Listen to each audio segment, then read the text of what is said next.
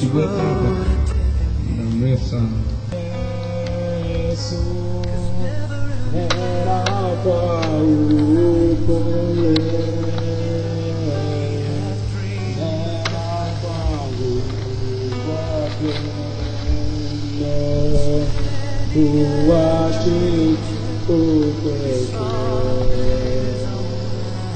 Fungua moyo wangu nisikie mawa,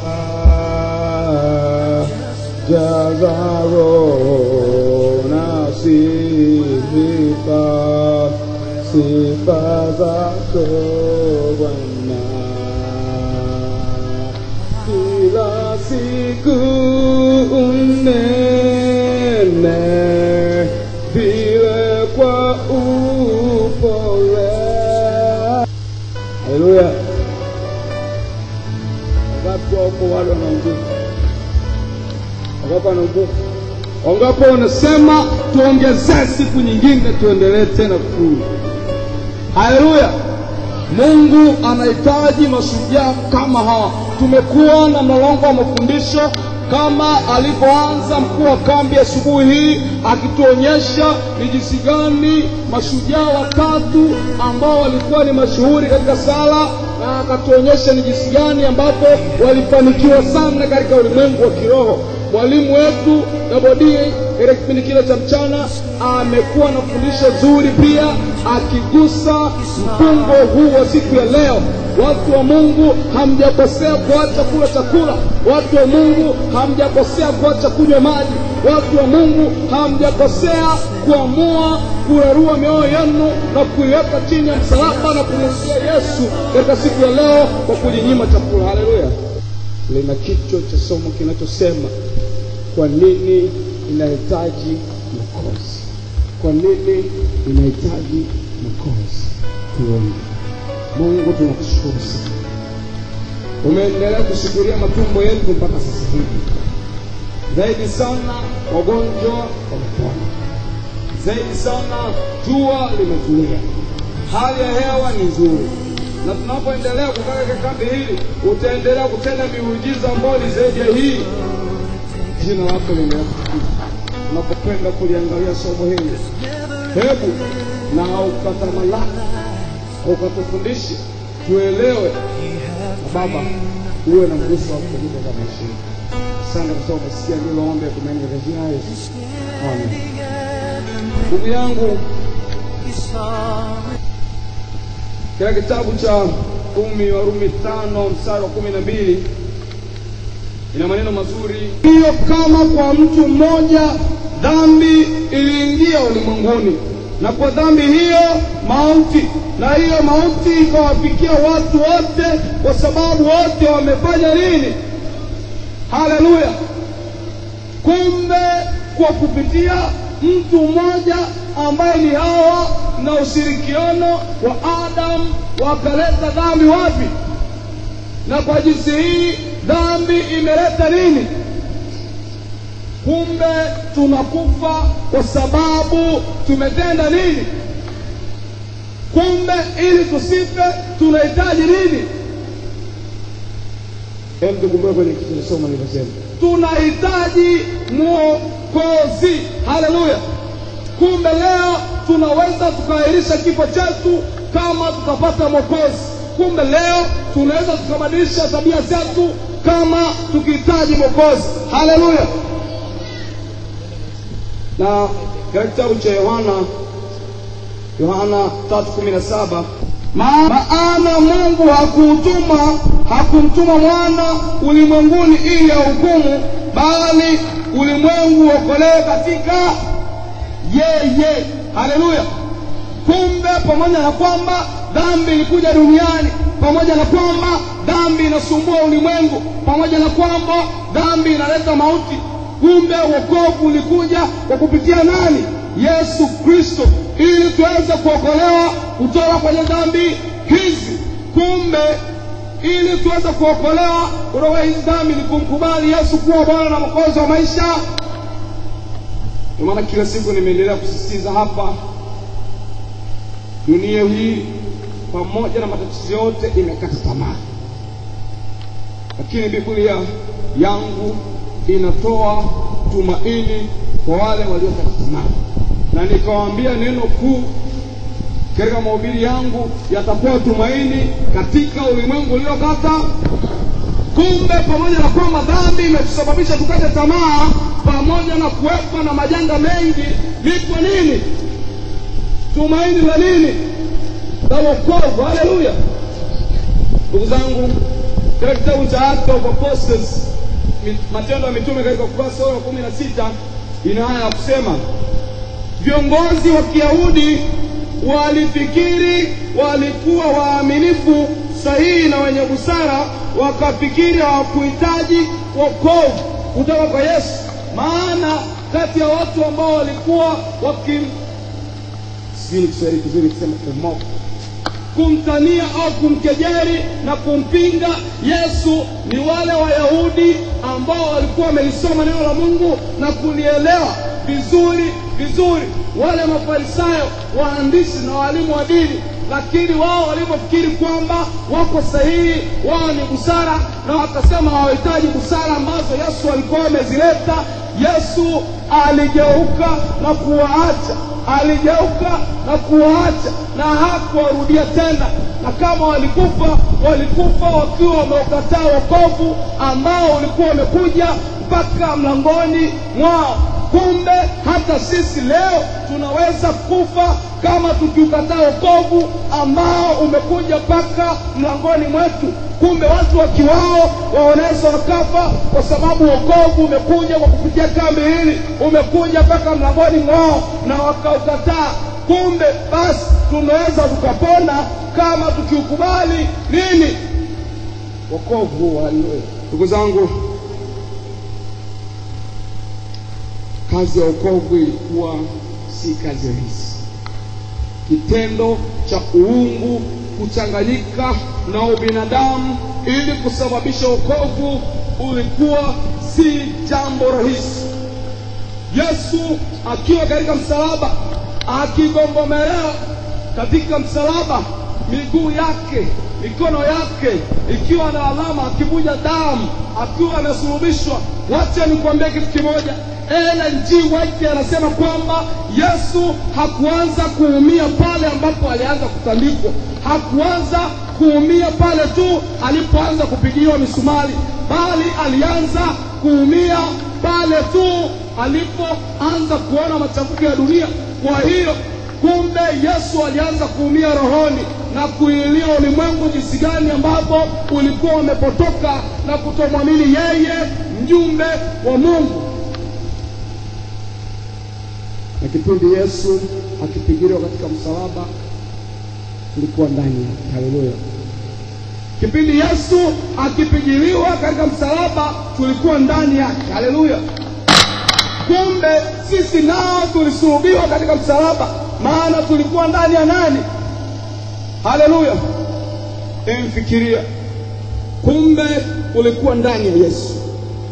Design iliyofanyika katika kipindi kile ya kumvua Yesu mavazi na kumweka uti katika msalaba ilibuniwa na watu ambao walikuwa ni wapenda ngono, watu ambao ni wa Kirumi walioibuni kwa staili ya kuendekeza ngono katika desturi zile za kabila lile na kipindi kile cha matawala ya mabavu ya Kirumi. Hivyo kumbe kwa sababu tulikuwa ndani ya Yesu, sisi nasi pia tulikuwa uchi. Haleluya. Kumbe wokovu wetu umekuwa wa gharama sana, umetudhalilisha sana. Katika wapi? Msalaba. Fikirie, nikuvue sasa hivi nguo, utaweza kusimama mbele ya watu hapa? Lakini tukiwa ndani ya Yesu tulivuliwa nguo, ulimwengu nzima ukitutazama. Haleluya.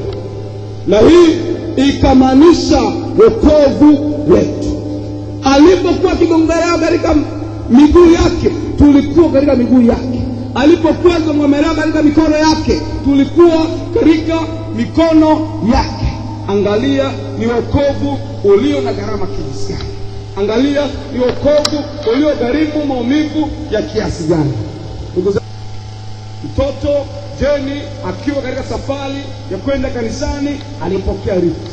Baada ya kupokea rifti kwa watu ambao yeye hakuwajua, kumbe nia yao ilikuwa ni kumpeleka kwa mganga katika lile jiji kubwa la Nairobi, ambao kwa kipindi fulani kwa miaka ambayo imepita tumesikia kwamba watu wengi wamejipatia utajiri kwa kuwatoa wengine kafara.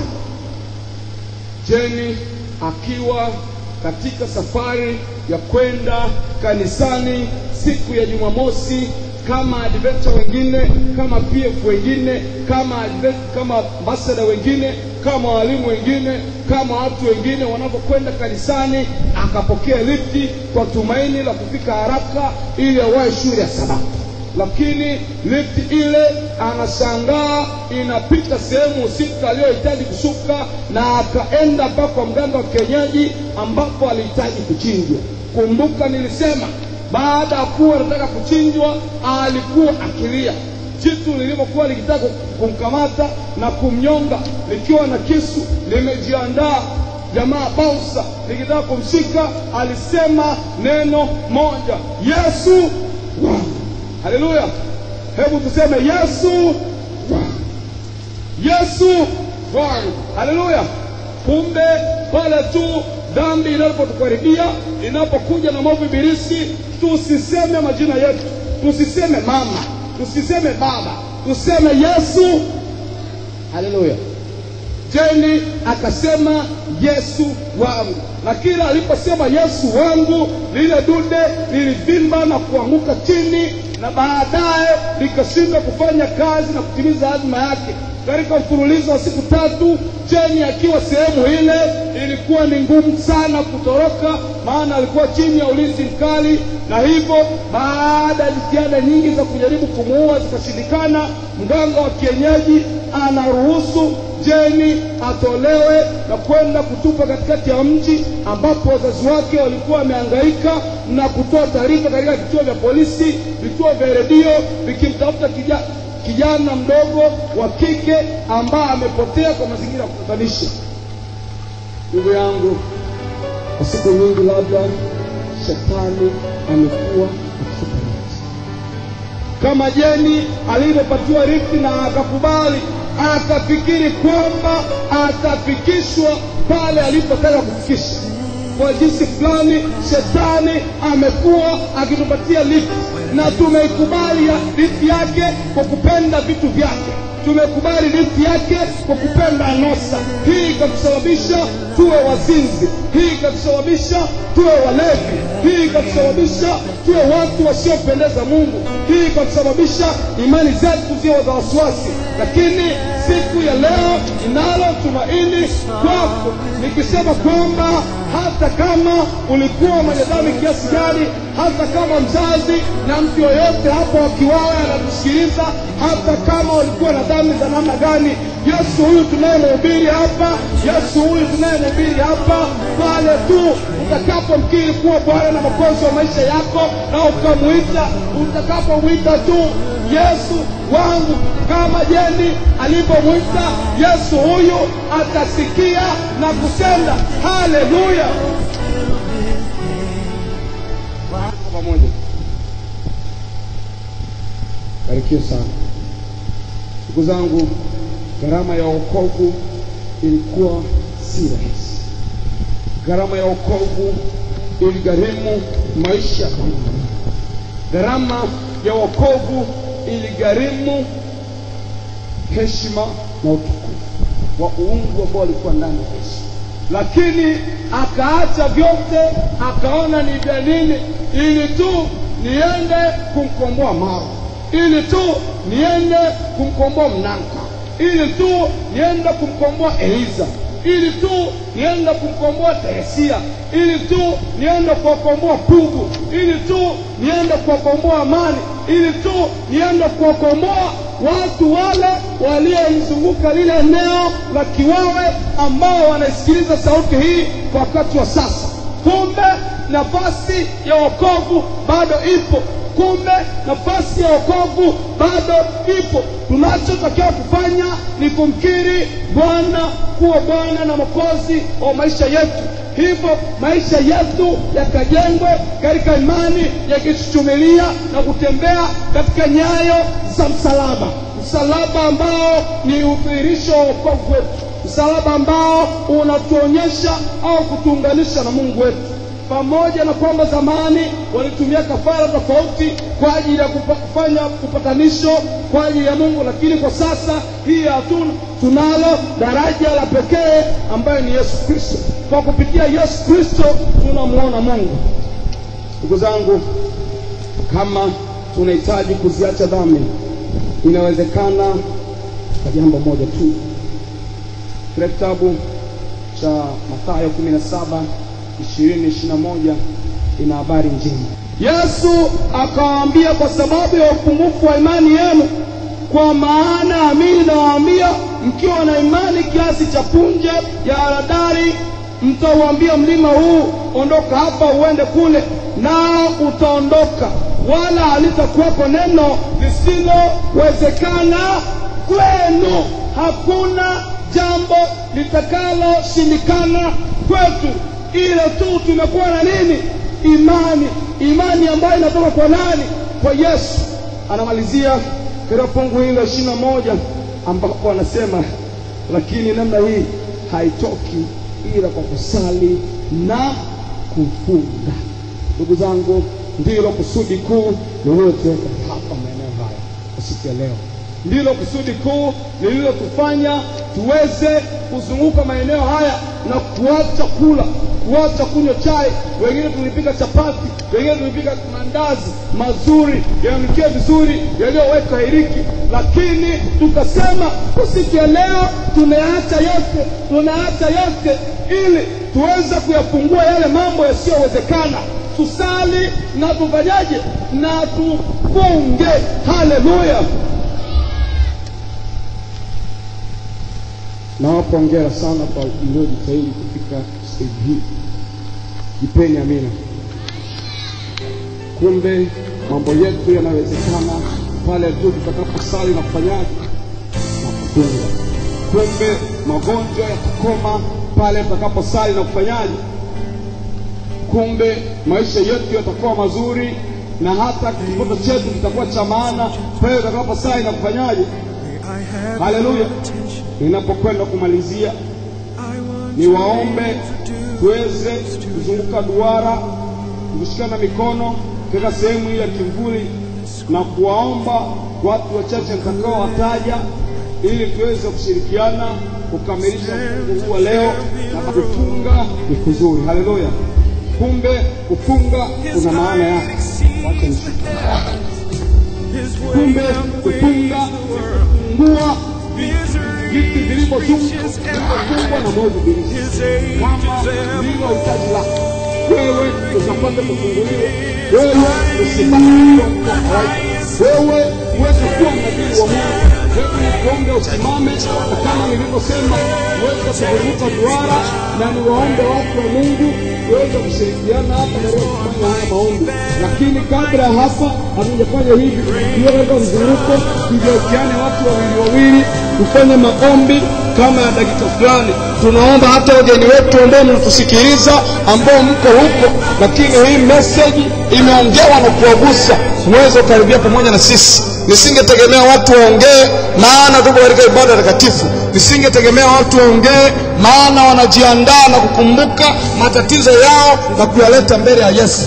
Tunapotengeneza duara nzuri na kuishi uinjilisti kwa asubuhi, walitupatia maombi ya kipekee na kutuweka mikononi mwa Mungu waje kushukuru, maana Mungu ametenda kama alivyoagiza. Haleluya. Tukijaribu kufanya maduara, kufanya hivyo, nashangaa tulio katikati sisi tunafanya nini? Hebu tukazunguke tukiimarisha au kuonyesha alama ya umoja wetu. Maana neno la Mungu linasema kama adventure, kama watu wa Mungu, watu wangu watafunga na kuomba, kama watoto, wanawake, wamama, wazee, watu wazima, hata kutojali umri zao, watu wote wakifunga na kuniita mimi, nitasikia. Kumbe adventure wakifunga, kumbe adventure pia CF wakifunga, ambassador wakifunga, walimu wetu wakifunga na kumuita Yesu na kumuita Mungu Bwana wa majeshi, atasikia.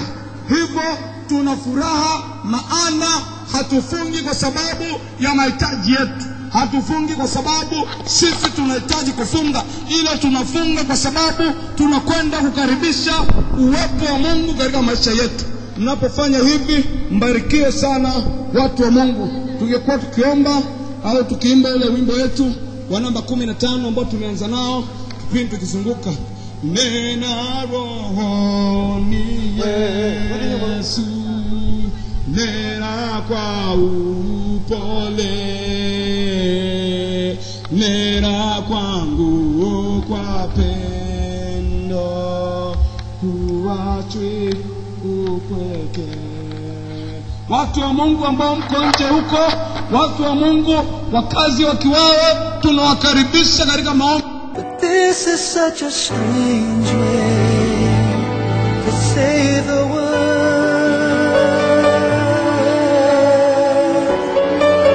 word, to think of how it could have been